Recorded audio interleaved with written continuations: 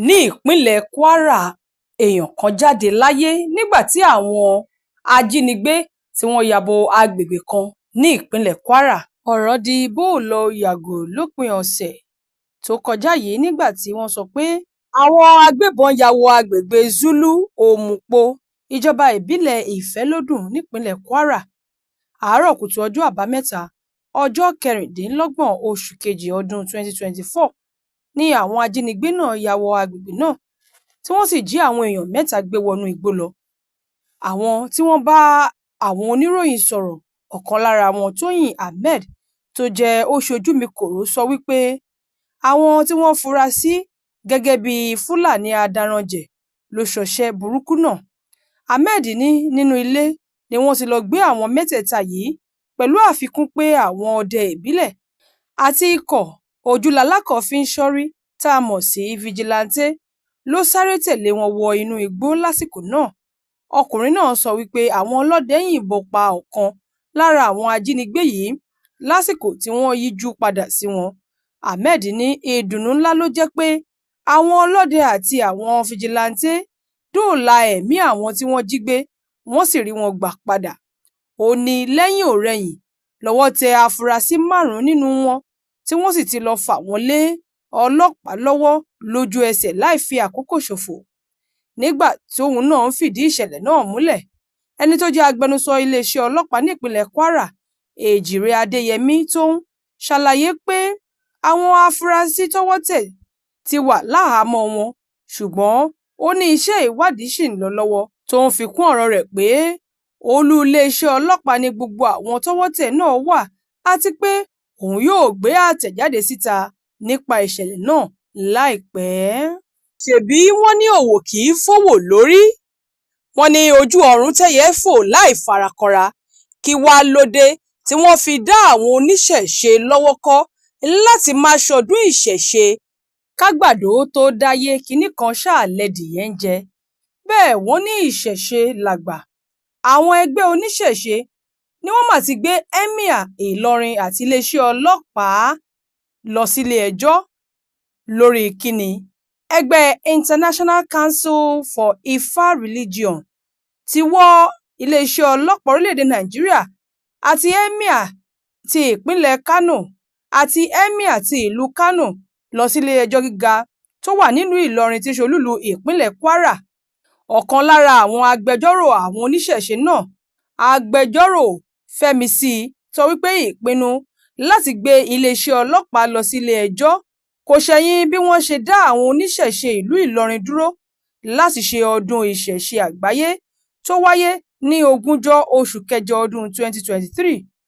Ọ̀gbẹ́ni Fẹ́misí ṣàlàyé pé iléeṣẹ́ ọlọ́pàá sọ pé káwọn oníṣẹ̀ṣe gbé ọdún wọn kúrò ní Ìlọrin. Ó ní wọ́n fi ẹ̀tọ́ wọn dùn wọ́n ni. Ó ní eléyìí ló fà á tí wọ́n fi gbé ẹjọ́ náà dìde sí iléeṣẹ́ ọlọ́pàá àti Emir ti ìlú Ìlọrin pẹ̀lú àwọn tó kù.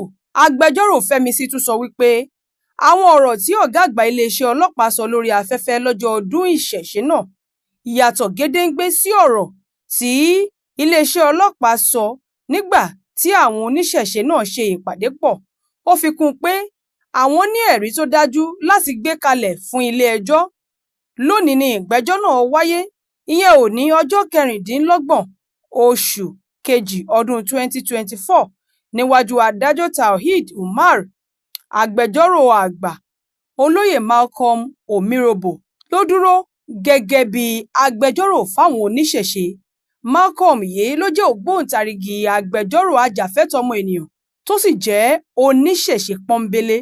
Òun kan náà ló múra bíi babaláwo lọ ilé ẹjọ́, ìyẹn ilé ẹjọ́ tó ga jùlọ lórílẹ̀-èdè yìí l'Àbújá àti ilé ẹjọ́ gíga ìjọba àpapọ̀ nílùú Èkó lóṣù kẹfà ọdún 2022.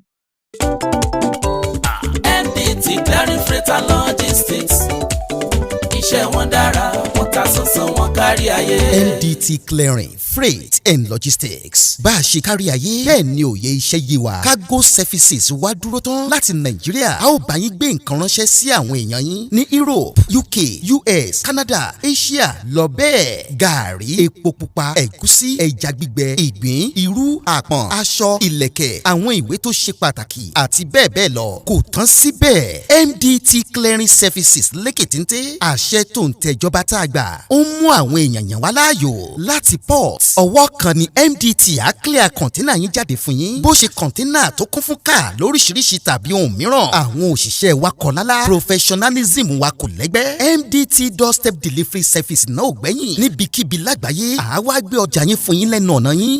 MDT tún bá ní ìrajà. Product sourcing ìyẹn ni pé à á ràn yín lọ́wọ́ láti ra ohun tí ẹ fẹ́. À á sì fi ránṣẹ́ sí yín ní kámọ́ kóbó. Ní MDT Clearing Freight and Logistics. Akájú ẹ̀ àtò àlétò iṣẹ́ wa yàn ó yanjú lówó péréte. Ẹ máa bọ̀ lólulẹ̀ iṣẹ́ MDT ní nọ́mbà 22 Latif Salami Street Ajao Estate Ikeja Lagos. A sì tún ní ẹ̀ka káàkiri orílẹ̀-èdè Nàìjíríà. Ẹ bá wa sọ̀rọ̀ 0818-231-1480 àti 0912-907-4004. Bákan náà ilé iṣẹ́ MDT lókè òkun wà ní Toronto, Canada. Please call +1647-289-5364. Website www.mdtfreights.com. MDT Clearing Freight and Logistics. Assure delivery. Yorùbá Gidi TV. Yorùbá Gidi TV òun ni kẹ́ ẹ máa wò nígbà gbogbo. Ẹ fojú yín ló ń jẹ níbi tẹ́ ẹ ti lè kọ́gbọ́n, níbi tẹ́ ẹ ti lè rí àwọn àṣà Yorùbá tó yanjú. Yorùbá Gidi TV òun ló mú ètò rere wálé ayé. Níbi tẹ́ ẹ gbé fẹ́ kọ́gbọ́n, níbi tẹ́ ẹ gbé fẹ́ kọrin. Yorùbá Gidi TV òun ló ń pè yín kẹ́ ẹ máa wò nígbà gbogbo. Yorùbá Gidi TV. Ibi tá a ti ń fún yín láwọn nǹkan tẹ́ ẹ fẹ́, àwọn nǹkan tó ṣàǹfààní tó yẹ kẹ́ ẹ máa wò nígbà gbogbo nígbàkigbà. Ìbẹ̀lẹ̀ wà yìí máa subscribe sí tẹ subscribe sí. Yorùbá Gidi TV.